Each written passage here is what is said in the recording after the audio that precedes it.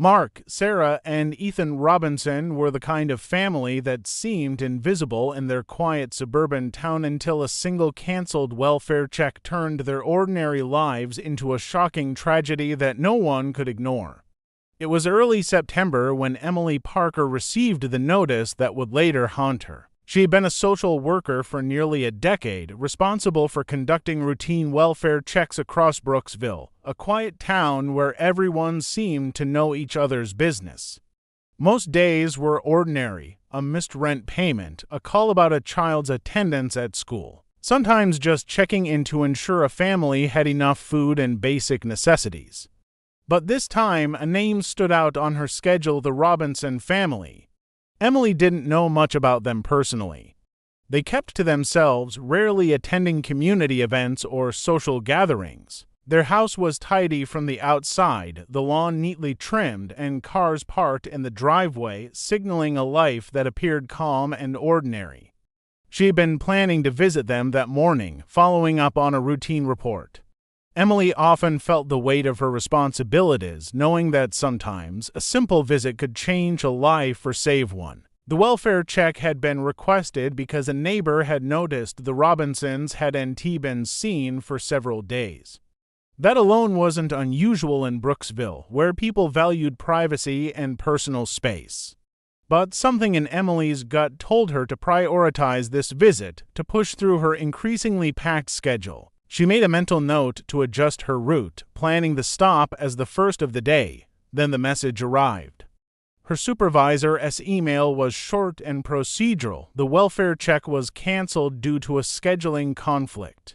Emily read it twice, hoping she had misunderstood, but the words were clear. The visit was officially off the schedule. Part of her felt relief: her day had been crammed with appointments, but another, deeper part felt unease. She set the thought aside, convincing herself it could wait another week. In her experience, delays like this were common, nothing alarming, nothing extraordinary. Yet, that small cancellation would prove to be far more consequential than anyone could have imagined. Emily moved on to her other appointments, visiting families she knew and checking in on children whose lives depended on her consistency. She made phone calls, filed reports, and documented each visit meticulously, but her mind occasionally drifted back to the Robinsons. She thought about the quiet neighborhood, the neatly kept home, and the sense of calm it projected. In a town like Brooksville, appearances often conceal deeper truths, and Emily, trained to read between the lines, felt an unexplained tension about this particular family. Days passed, the canceled welfare check had been noted and filed, and for a while nothing seemed out of place. Neighbors continued their routines, schools continued classes, and life moved on as if the Robinsons had simply disappeared from everyone's awareness. Yet Emily couldn't shake the feeling that something was wrong. She tried to push it aside, telling herself that her intuition often overreacted, that her job demanded vigilance even when nothing was happening. Still, the nagging thought persisted, a quiet voice insisting she not ignore the absence of three people who had once lived their lives quietly, invisibly, in the heart of the town. By the end of the week, Emily's unease had grown into something harder to ignore. She had called the neighbors, trying to gather small pieces of information. Most reported nothing unusual, claiming they hadn't seen the Robinsons for several days, but assuming they were simply busy or away on a short trip. One elderly neighbor mentioned that the mail had begun piling up at the mailbox, a detail that immediately set off alarm bells for Emily. In Brooksville, people usually collected their mail daily, and a growing stack was often the first sign of an unexpected absence.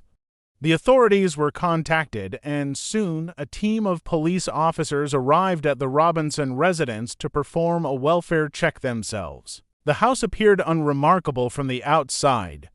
Its modest brick exterior and perfectly trimmed shrubs made it blend seamlessly into the quiet suburban street. But there was an eerie stillness that hadn't been there before. No movement, no signs of life, not even the faint sound of a television or music coming from within. The officers approached cautiously, aware that a simple welfare check could uncover anything from a minor health emergency to a serious crime.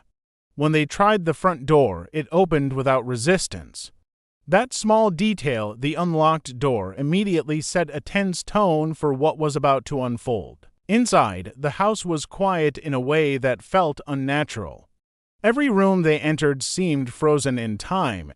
The living room looked as though the family had simply stepped out for a moment, couches arranged neatly, a coffee table stacked with magazines, the dog sitting silently, almost alert, on the rug. The smell of a home untouched lingered in the air. Faint traces of cooking mixed with the faint odor of dust settling over a week. No signs of struggle greeted the officers at first glance, only an unsettling sense that something was off. The house radiated normalcy, yet normalcy in this instance felt wrong, oppressive, almost suffocating. As the officers moved through the rooms, their unease intensified. Bedrooms were intact, belongings neatly arranged, toys and clothes remained in their places.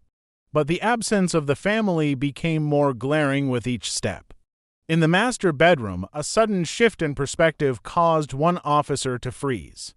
Lying on the floor was Sarah Robinson, her lifeless form partially obscured by a blanket. The initial disbelief gave way to mounting horror as the realization struck. This was no ordinary absence, something terrible had occurred. The search continued through the rest of the house. In the basement, Mark Robinson was found, hidden among boxes and stored furniture, his body still and cold. Further investigation led to Ethan, the teenage son, discovered in a small laundry area behind stacked hampers, a place that should have offered safety and comfort, now a scene of unimaginable tragedy. The sheer number of unanswered questions weighed heavily on the officers. How long had they been here? Why had no one noticed sooner? The quiet neighborhood, once a place of ordinary routines and friendly waves, had become the setting for a shocking, unspeakable crime. The silence of the house was deafening, punctuated only by the faint whimper of the dog and the officers' controlled movements. Every corner, every room, every object seemed to hold clues, but the story was incomplete. Outside, the neighborhood carried on unaware that behind the brick facade, 3 lives had been stolen, leaving a vacuum of grief, confusion, and fear.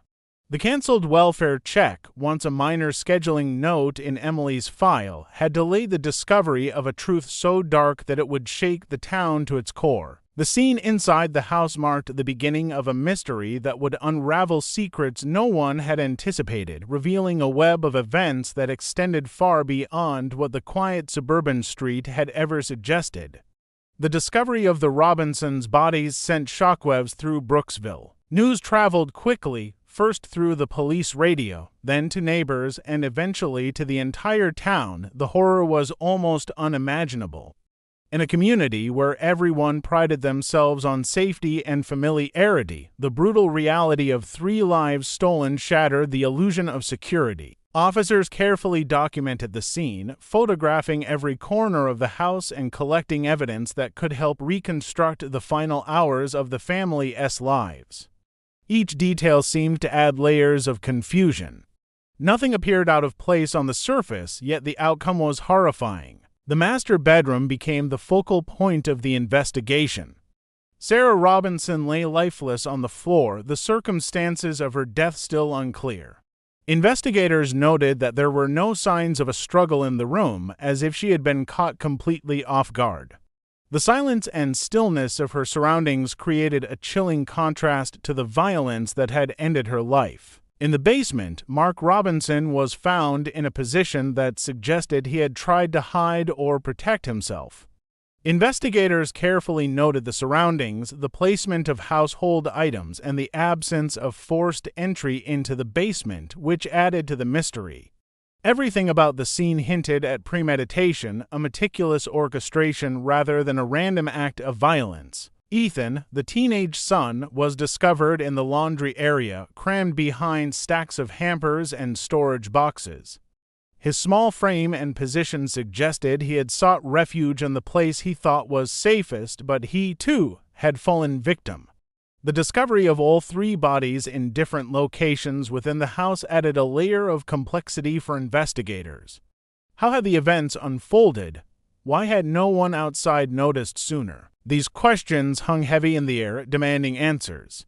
For the officers on the scene, the house felt like a puzzle with pieces that refused to fit neatly together. Every detail, from the placement of objects to the condition of the rooms, offered hints but no clear narrative. As the forensic team moved in, the initial shock gave way to methodical analysis. Fingerprints were lifted, DNA samples collected, and traces of movement within the house were meticulously documented. The goal was to reconstruct the events leading up to the tragedy, to find patterns that could identify a perpetrator or explain the sequence of violence. Detectives began mapping timelines, cross-referencing neighbors' statements, and examining the family's recent activities. Each layer peeled back revealed further complexity. The quiet, private life the Robinsons led had left little digital or public trace, but small anomalies in records, purchases, and communications hinted at unseen interactions that had preceded the murders. Outside, the neighborhood struggled to comprehend the reality of what had occurred. Children returned from school to find their routines fractured, parents whispered warnings and speculations, and a community that had once felt safe now faced uncertainty. The canceled welfare check loomed in the background as an ironic twist of fate. What should have been a routine visit, an ordinary act of oversight, had delayed the discovery of the crime. It was a reminder of how small decisions, seemingly inconsequential in the flow of daily life, could intersect with unimaginable tragedy. The investigation had just begun, but the horrifying truth of the Robinsons' deaths had already left an indelible mark on the town, one that would reverberate through the weeks, months, and years that followed. As the investigation into the Robinson murders deepened, detectives began to uncover details that painted a far more complex picture than anyone in Brooksville could have imagined. At first, the family had appeared ordinary, quiet, private, and seemingly free of conflict, but the closer authorities looked, the more anomalies surfaced. Financial records became a key focus. Large, unusual withdrawals from both Mark and Sarah Robinson's accounts raised immediate questions. Payments had been made to unknown entities, transfers that seemed out of place for a family whose lives had otherwise appeared simple and stable. Each new document hinted at hidden pressures, debts, or dealings that the community had never suspected existed. Investigators also began speaking to neighbors and acquaintances more extensively. While most insisted they had seen nothing, subtle recollections began to emerge. People remembered strange visitors to the Robinson home, individuals who never seemed to stay long and were unfamiliar to the neighborhood. There were hints of whispered arguments through the walls, the occasional tension noticed but dismissed as ordinary domestic disputes. These seemingly small observations began to form a pattern. The visits, combined with financial irregularities, suggested that the family had been involved, willingly or unwillingly, in interactions that carried risk. Digital evidence added another layer to the investigation.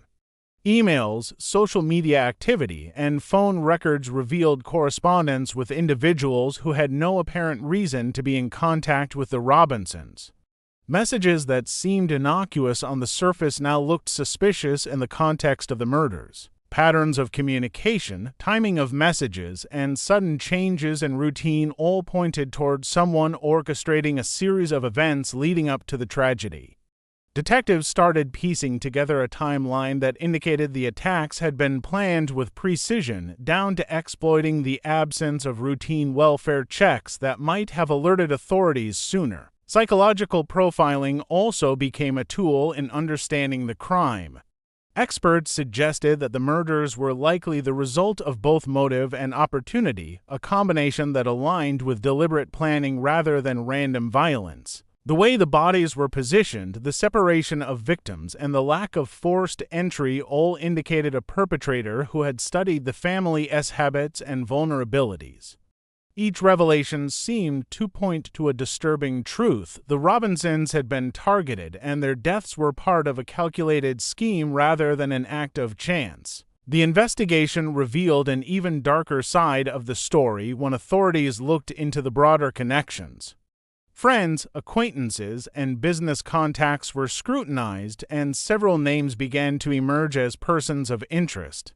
Some had financial grievances, others personal vendettas, but all were connected to circumstances that made the Robinson family vulnerable. The more detectives uncovered, the more it became clear that the murders were the result of entanglements far beyond the surface appearance of suburban life. The quiet home, once a symbol of ordinary domestic life, had been a stage for hidden dangers and the sequence of events leading to the deaths of Sarah, Mark, and Ethan Robinson was woven into a web of deceit, desperation, and vengeance that no one in the community had anticipated.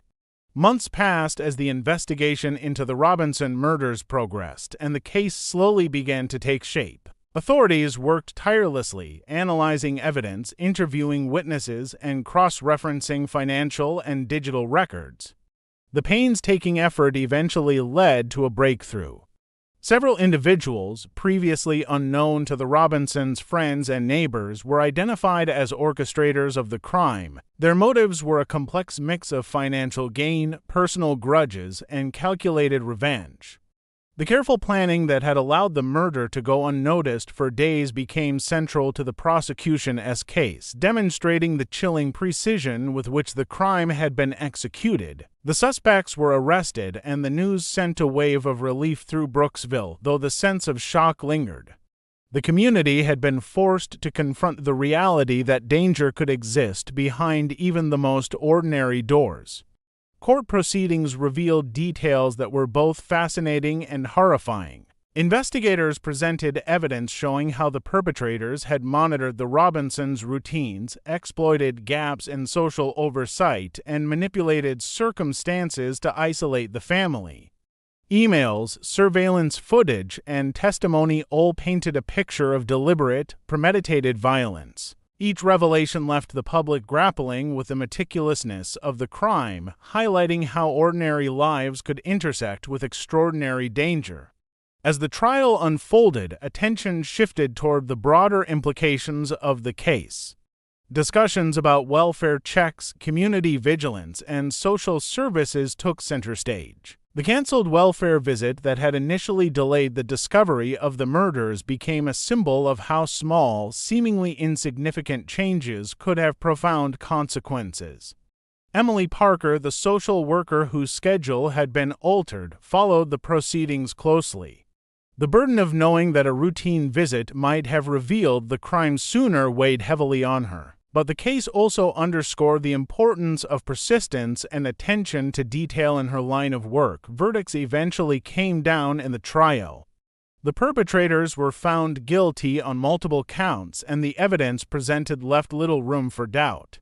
Justice in its legal sense was served, but the emotional and psychological impact of the murders remained. Brooksville, while relieved by the resolution of the case, had been permanently changed. Neighborhoods once considered safe were now viewed with caution, and families became more aware of the vulnerabilities that could exist behind closed doors. The Robinsons' deaths, while tragic, served as a grim reminder of the necessity for vigilance both within social systems and within the community itself. The town slowly began to heal, though the memory of the Robinsons lingered. Streets that had been ordinary now carried the weight of awareness, and conversations often returned to the events that had unfolded in a house that had once seemed so peaceful. Emily Parker continued her work, more attentive than ever, aware that the difference between routine and tragedy could hinge on a single missed visit. The case left Brooksville with a mixture of grief and determination, grief for the lives lost and determination to ensure that the same mistake would never happen again. The canceled welfare check, which had delayed the discovery of one of the most shocking crimes the town had ever seen, became a permanent reminder of the fragile balance between oversight and tragedy, a balance that the community was now committed to protecting.